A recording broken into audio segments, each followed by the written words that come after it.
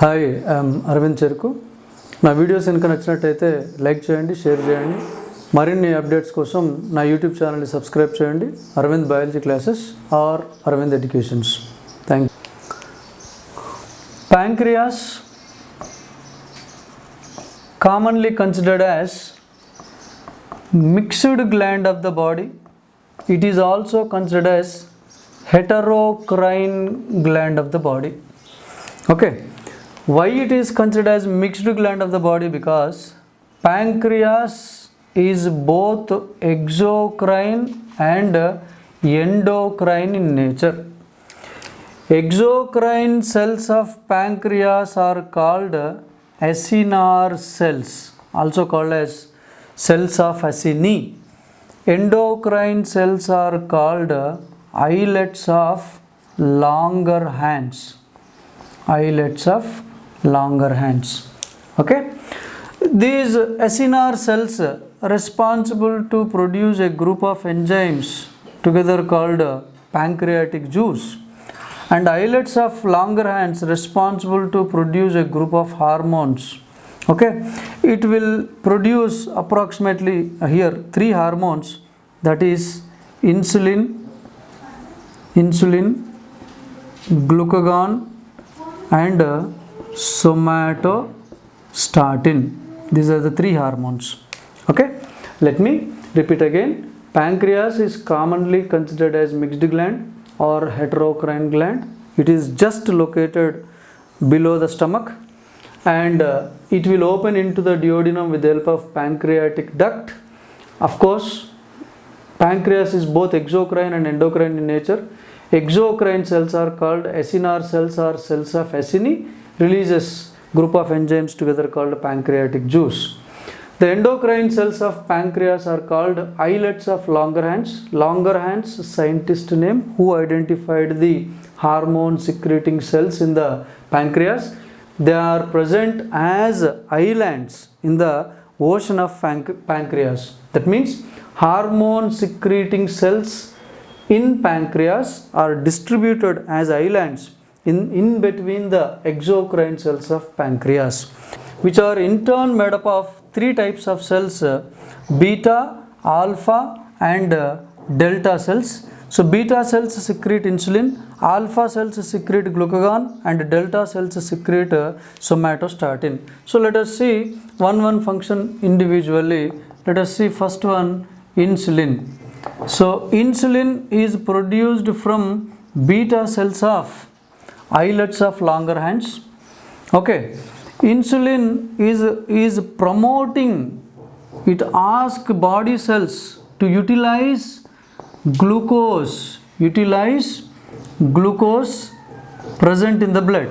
That means it is responsible to promote the utilization of glucose by body cells.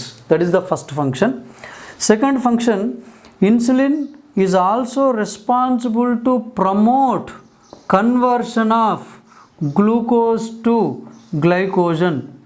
Okay, it promotes the process of conversion of glucose to glycogen, that is done by insulin, and this process of conversion of glucose to glycogen is called glycogenesis. Okay, glucose is a monosaccharide, simple sugar. When there is excess glucose molecules are seen in the blood, these excess glucose molecules are converted into a polysaccharide. This is actually animal reserve food. Okay, so a polysaccharide, glucose is converted into a polysaccharide called glycogen, and this is stored in liver and limb muscles.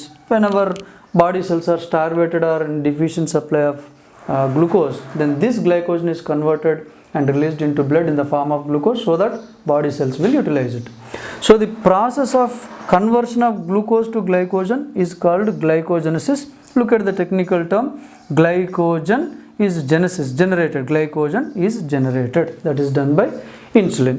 Okay, so insulin responsible to perform 2 functions. It will promote the utilization of glucose by body cells. It will promote the conversion of glucose to glycogen, The process of conversion of glucose to glycogen is called glycogenesis, and that glycogen is stored in liver and limb muscles.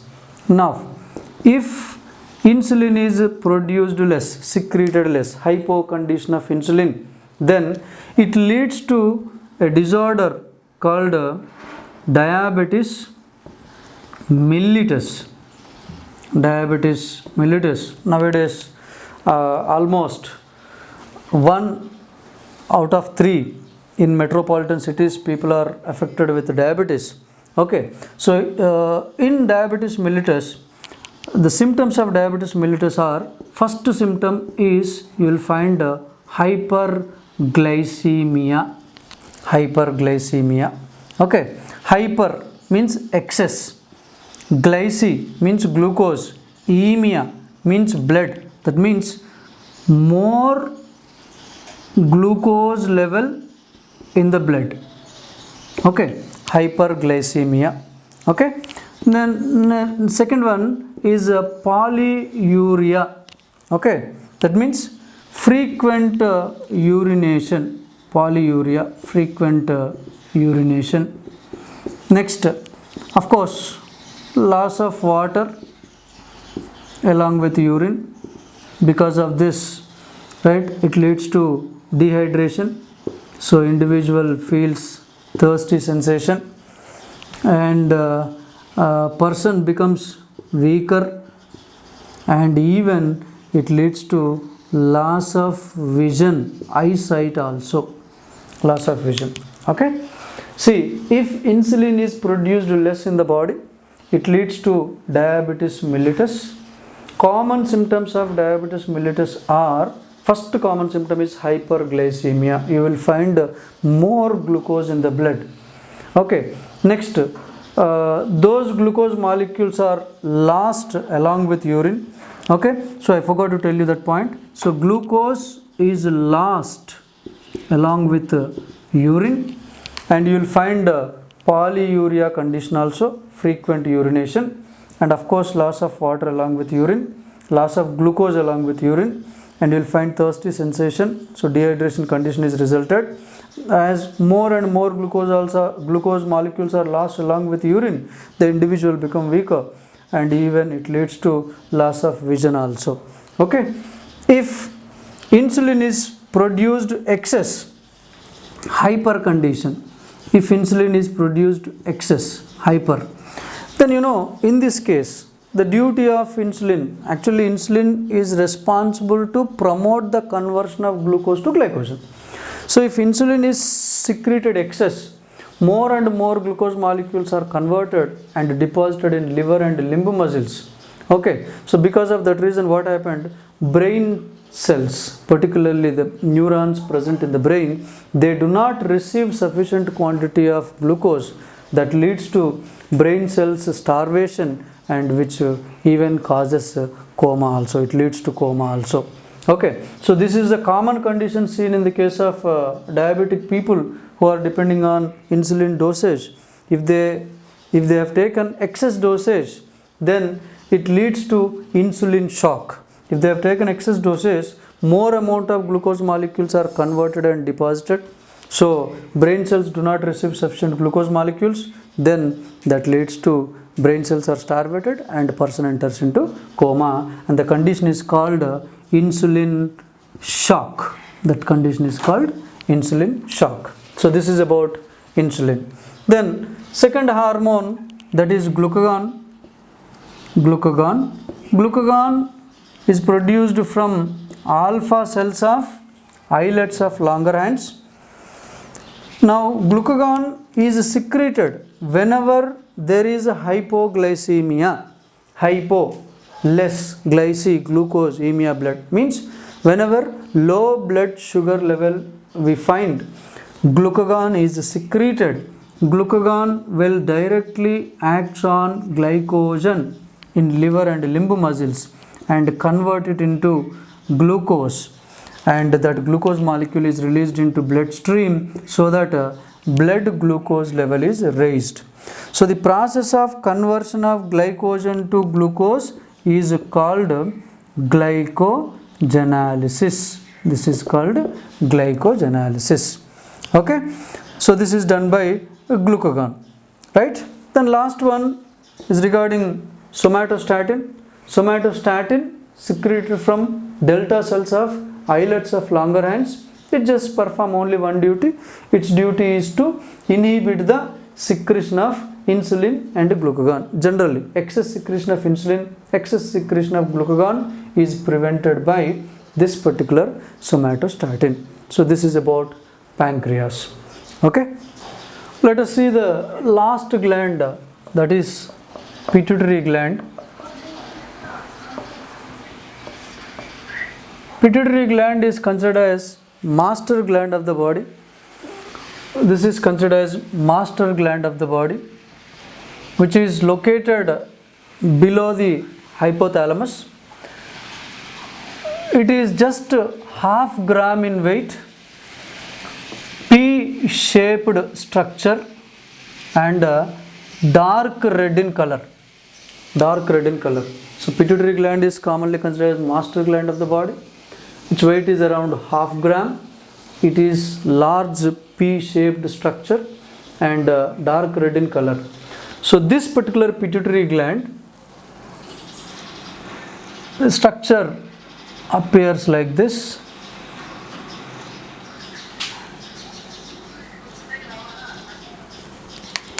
So here this pituitary is made up of 3 layers. This is called 3 lobes. This is called anterior lobe.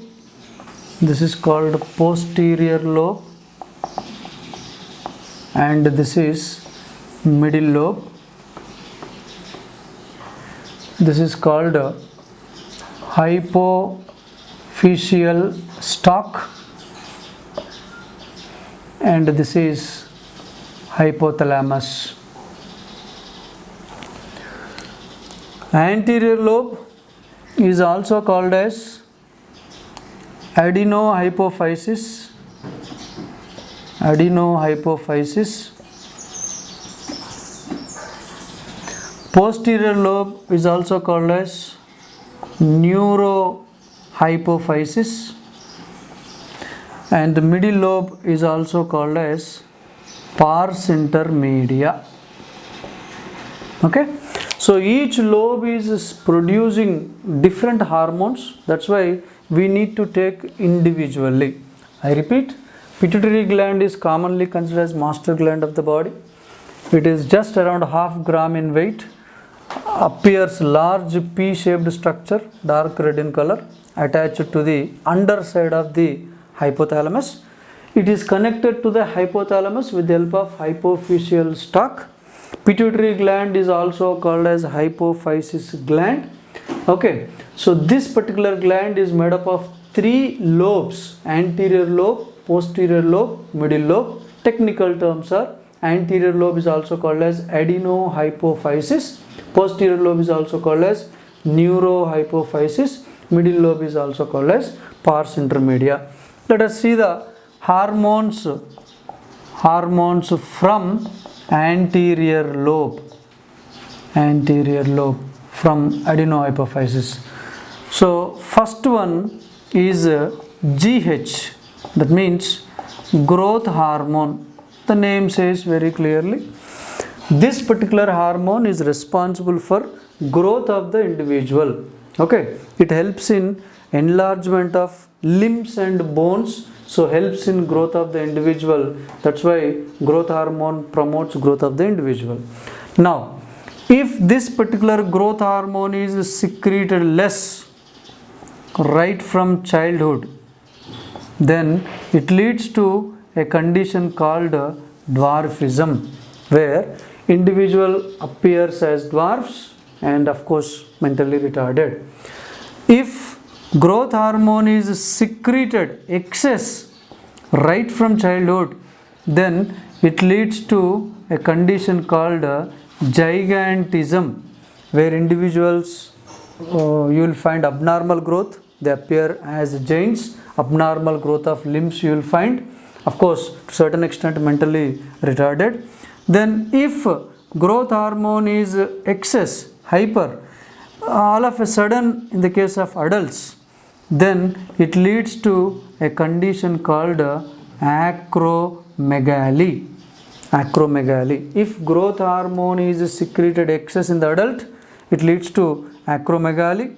In the case of acromegaly, you will find jaws are protruded. Jaws are protruded. You will find a broad forehead. Okay. Then abnormal limbs you will find. Next, large nose. Okay. Next, thick lips. Next, more melanin is deposited. More melanin pigment is deposited. Almost they appear like Negroes. So jaws are protruded. Then large forehead you will find. Then abnormal size of limbs are developed. Then large nose is found. Thick lips are seen, and more melanin is deposited. That condition is called acromegaly. That means growth hormone is responsible for growth of the individual. If growth hormone is less right from childhood, it leads to dwarfism. If growth hormone is excess right from childhood, it leads to gigantism. If growth hormone is excess all of a sudden in the case of adult, it leads to acromegaly. Okay, then let us see the second hormone. Second hormone is TSH. The name says very clearly, right? Expansion is thyroid stimulating hormone. Okay, the name says very clearly, it is stimulating thyroid gland, so that thyroid gland is responsible to produce thyroxine, and thyroxine will perform the functions.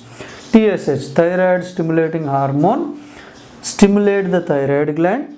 Thyroid gland is stimulated to produce thyroxine, so thyroxine is responsible to exhibit VMR and other functions.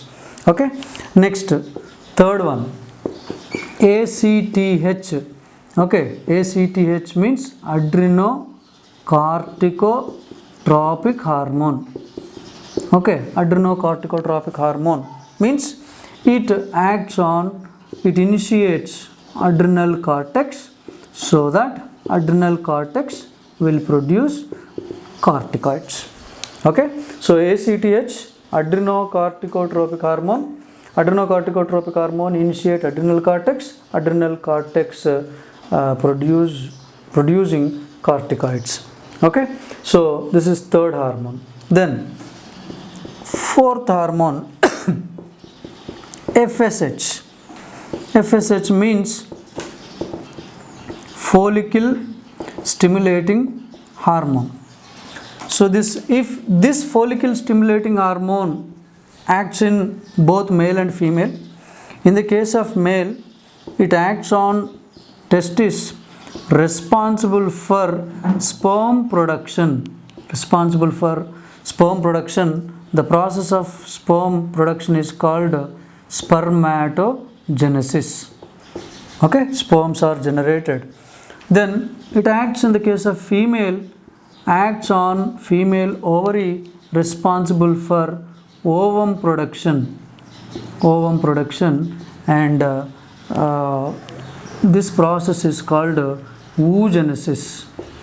Not only this, it acts on female ovary and responsible to secrete estrogen also, promote the secretion of estrogen also. FSH, follicle stimulating hormone, acts on both male and female. It acts on male testis, responsible for sperm production, spermatogenesis. Acts on female ovary, responsible for ovum production, oogenesis, and also promote the secretion of estrogen.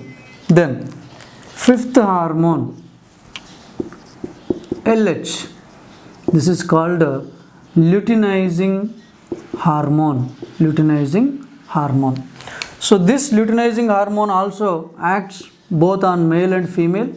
It acts on male testis and responsible for secretion of testosterone, and it acts on female ovary, responsible for the process of ovulation. During ovulation, corpus luteum is produced. This corpus luteum is responsible for secretion of progesterone. That means LH is helping for secretion of progesterone. Okay, so luteinizing hormone acts in both male and female. In the case of male, it acts on testes, responsible for testosterone secretion. In female, it is responsible for the process of ovulation. So during ovulation, the remnant of the ruptured Graafian follicle is called corpus luteum. So that corpus luteum is responsible to secrete progesterone, which is commonly considered as pregnancy maintaining hormone. Okay, along with this, there is a sixth hormone that is called prolactin. Prolactin, this is also called as luteotrophic hormone. Luteotrophic hormone. So this is responsible for, this acts only in the case of female, and it acts on female mammary glands and responsible for milk secretion, milk ejection after delivery. Okay, so prolactin is produced only in the case of female, acts on mammary glands, responsible for milk secretion, milk ejection after delivery. So these are the 6 hormones which are produced from anterior lobe.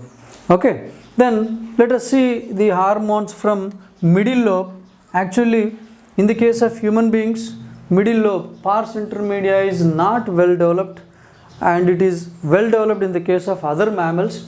But though it is not well developed, the middle lobe, pars intermedia, is responsible to secrete one hormone, that is MSH, that is nothing but melanocyte stimulating hormone.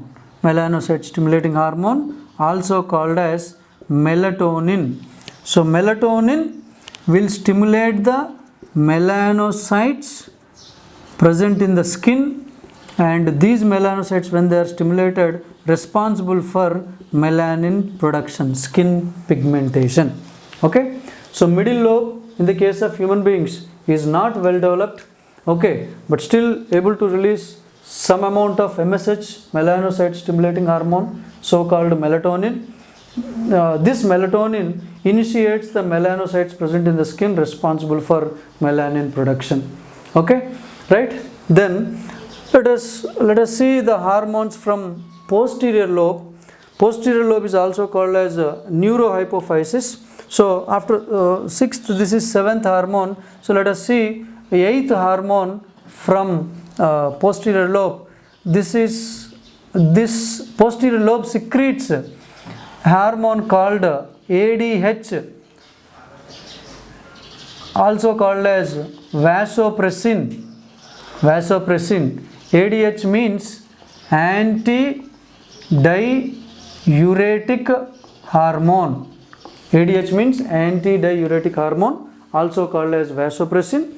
Now this particular ADH, anti-diuretic hormone, acts on kidney tubules. It acts on kidney tubules, responsible for reabsorption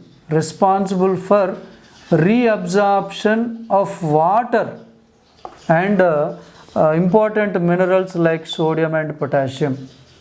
Okay, so ADH acts on kidney tubules, responsible for reabsorption of water and reabsorption of sodium and potassium. Okay, now for example, if ADH secretion is less, then it leads to a condition called diabetes insipidus. It leads to a condition called diabetes insipidus. Insipida means tasteless. That means there is no loss of glucose along with urine here. It just leads to loss of water along with urine. So this is water diabetes. Actually, we have seen one more diabetes mellitus in the case of pancreas. That is insufficient secretion of insulin leads to diabetes mellitus. And here insufficient secretion of ADH leads to diabetes insipidus. This is loss of water along with urine. And of course, as more water is lost along with urine, it leads to dehydration. Individual suffers from thirsty sensation. Okay, if vasopressin is excess, generally, or otherwise vasopressin general function is it used to constrict the arterioles, it used to constrict the blood vessels so that blood pressure is maintained. Okay, so vasopressin is responsible to constrict the blood vessels, particularly arterioles, and responsible to increase the blood pressure. Particularly it will play a key role during the process of filtration. Okay, so that is 8th hormone. Then there is one more hormone is secreted, 9th hormone, that is called oxytocin. That is called oxytocin. Oxytocin is commonly considered as a birth hormone. Oxytocin is commonly considered as birth hormone because oxytocin is responsible for vigorous contractions of uterus. Okay, vigorous contractions of uterus. That means during the process of parturition, during the process of delivery of the individual, uterus is contracted due to the secretion of oxytocin. Okay, and it is also responsible to initiate or otherwise production of labor pains. Also responsible for production of labor pains. Labor pains are nothing but pregnancy pains. Okay, so during the process of parturition, during the delivery of the child, this particular oxytocin is secreted more and more as more and more uterine contractions are going on. Okay, so these are the 9 hormones which are produced from pituitary gland. See, some of the hormones are not only performing their functions, they are also controlling the other glands to produce their secretions, like TSH is controlling thyroid gland, ACTH is controlling adrenal cortex, and FSH and LH are controlling gonads also. So that is the reason why pituitary is considered as master gland of the body. Okay, regarding hypothalamus, actually hypothalamus is the floor of the diencephalon. Hypothalamus is able to perform 4 important functions. It maintains body temperature, which is very important. It is responsible to act as biological clock. That means it controls the wake up and sleep pattern. Then hypothalamus is also responsible to control hunger and thirsty sensations. Along with these 3 functions, hypothalamus is responsible to initiate pituitary gland, control pituitary gland to produce its own secretions. Actually, hypothalamus is secreting neurohormones. These neurohormones are passed on to the pituitary gland so that pituitary gland is able to produce their own secretions. So, hypothalamus is secreting releasing hormones and release inhibiting hormones. Releasing hormones and release inhibiting hormones. These both are neurohormones which are controlling pituitary gland. Let us see one example to understand this. For example, hypothalamus is producing TSH-RH, thyroid stimulating hormone, releasing hormone. This will go and act on anterior pituitary. Anterior pituitary is responsible to secrete TSH, thyroid stimulating hormone, so that thyroid stimulating hormone acts on thyroid gland. Thyroid gland is responsible to produce thyroxine, and thyroxine is able to maintain BMR. Okay, along with this, hypothalamus also release TSH or IH also, means thyroid stimulating hormone release inhibiting hormone. Hypothalamus is producing thyroid stimulating hormone releasing hormone, thyroid stimulating hormone release inhibiting hormone.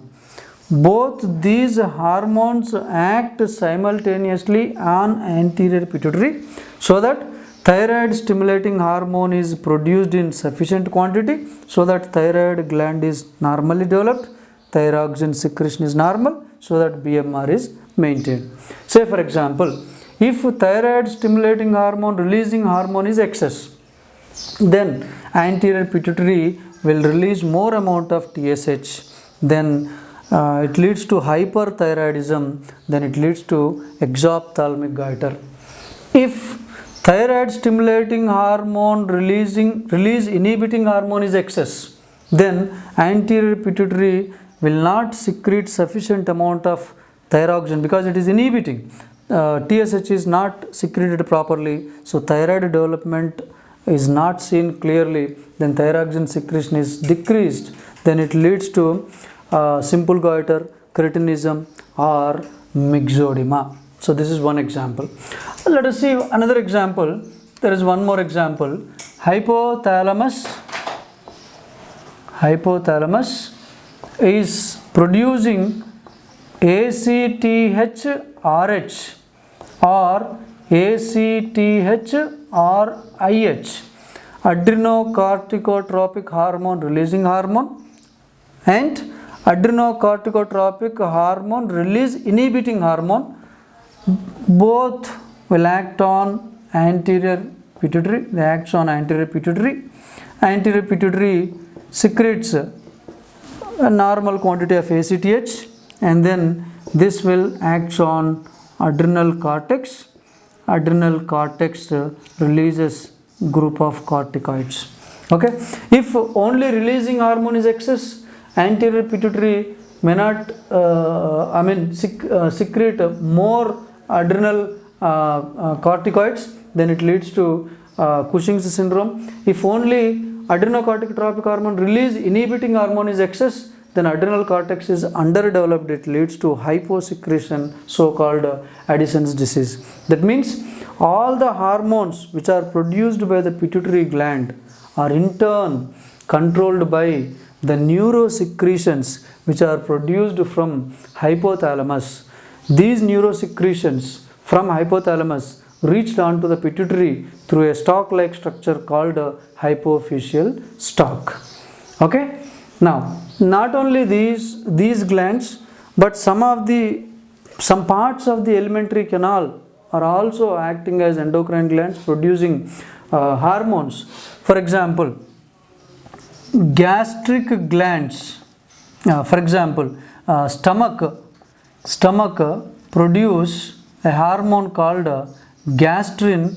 This gastrin acts on gastric glands and responsible to produce gastric juice. Wall of stomach wall producing gastrin. This gastrin hormone acts on gastric glands responsible for secretion of gastric juice. Not only this, duodenal mucosa, inner layer of duodenum, secrete another hormone called secretin.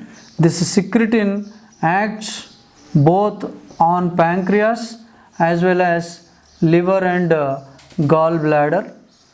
So it initiates pancreas to produce pancreatic juice, and it acts on liver and gallbladder to produce bile juice.